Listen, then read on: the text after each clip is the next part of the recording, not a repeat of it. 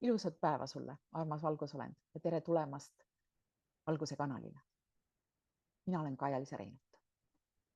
Ja täna me räägime kannatustest.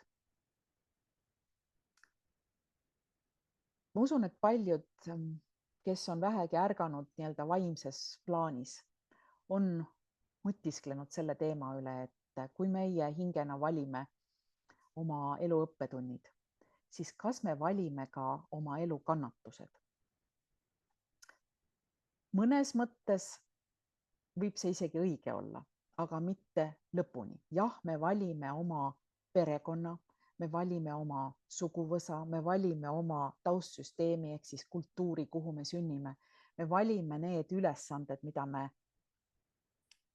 tahame läbi teha, aga ehk siis me valime selle algpunkti, kust me alustame oma elukogemust, näiteks selles elus. Aga on oluline mõista seda, et me loome oma reaalsuse ise ja me loome ka selle, kas me tahame näha seda, mis on meie elus läbi nii-öelda kannatuse ja ohvri rolli või läbi võimaluse muutuda, läbi teha, tõusta kõrgemale. Sest me igaüks saame valida need kogemused ja kõik see annab tervele inimkonnale võimaluse õppida mitte enam nii teha, nagu me varasemalt võib-olla oleme valinud. Sest kui me õpime valima piisavalt sageli seda, mida me ei eelista kogeda, siis see annab meile võimaluse jõuda punkti, kus me lõpuks ütleme, ma enam ei taha seda kogeda, mulle aitab. Ma olen seda piisavalt palju kogenud, mitte iialgi enam. Ja mõni jõuab sinna punkti, mõni teeb selle otsuse palju lihtsamini, ilma sellesse punkti jõudmata. Aga väga paljud siiski jõuavad sellesse nii-öelda madalpunkti, kus me saame otsustada, mida me saame teha, et muuta seda, et see mitte kunagi enam ei juhtuks. Ja ükskõik, mis kogemus see siis on, olgu see suhetes, olgu see töös, olgu see kas või välise maailma kogemises, sellisena, nagu meie teda parasjagu näeme. Et me ei pea seda vana elu jätkama. Me saame siseneda oma elus täiesti uude tsüklisse ja saame õppida nii-öelda sedasama õppetundi sellisel viisil, et kuidas me saame sellest õppetunnist välja tulla. Ja kuidas me saame seda õppetundi jätkata ilma kannatuste ja ilma võitluseta. Sest ka see on meie valik.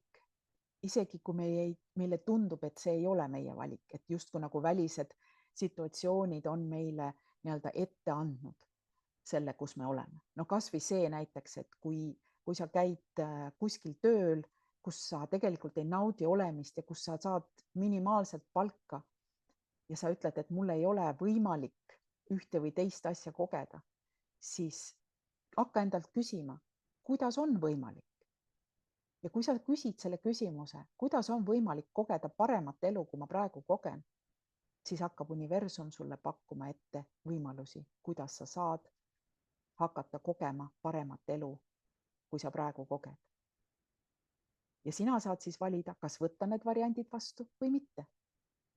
Ehk siis sa saad valida selle kogemuse või ja praegu ka näiteks välise maailma infot jagades saad sa valida, kas sa valid levitada väga suurt negatiivsust